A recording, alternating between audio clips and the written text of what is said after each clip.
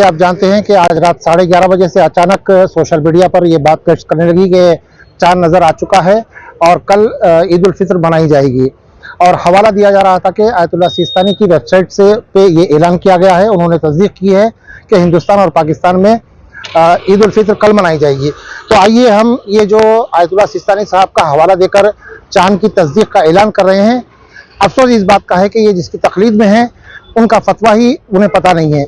ये आप देख सकते हैं मेरे हाथ में तौज़ीउल मसाइल है। ये तौज़ीउल मसाइल, ये फ़ोटो देख सकते हैं आप, आयतुल्लाह सिस्तानी साहब की है। अब इस तौज़ीउल मसाइल में जिनका हवाला दिया जा रहा है आयतुल्लाह सिस्तानी साहब का, वो चाँद के मुतालिक क्या फरमाते हैं आप खुद देख लीजिए। मैं पढ़ भी रहा हूँ कि इसमें देख सकते हैं आप कि हाकिम शरह के हुक्म से महीने की पहली साबित नहीं होती और एहतियात करना उला है। ये आप देख सकते हैं, ये इनका फतवा है, इनकी किताब में है। ये सफ़ा नंबर 257 पर ये आपको मिल जाएगा फतवा। अब फिर मैं पढ़ रहा हूँ कि वो कहते हैं चाँद के मुतालिक के हाकिम शरह के हुक्म से महीने की पहली तारीख साबित नहीं होती और एहतियात की रियायत करना उला है। अब आप खुद देख सकते हैं कि जिसका हवाला दिया जा रहा है आयतुल्लाह सिस्तानी साहब का, वो खुद अपने अमलिये में ये कह रहे हैं कि चाँद की पहली तारीख यानी कि चाँद साबित नहीं होता किसी मुज्तहिद के कहने से।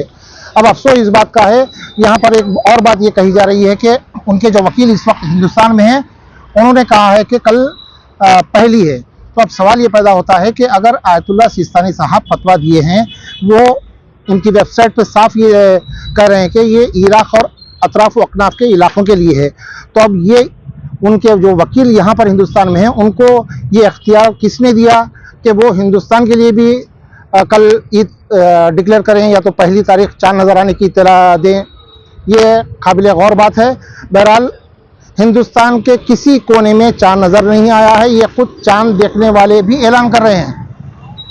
और मैं यहाँ पर एक बात और बता दूँ चाँद के मुतालिक के मन ला यहज़रुल फ़क़ीह किताब का नाम है, जिसमें आइम्मा के अहादीस मौजूद हैं, जिसमें इमाम साफ तौर पर यह कह रहे हैं कि चाँद देखो और रोज़ा रखो और चाँद देखो और ईद करो।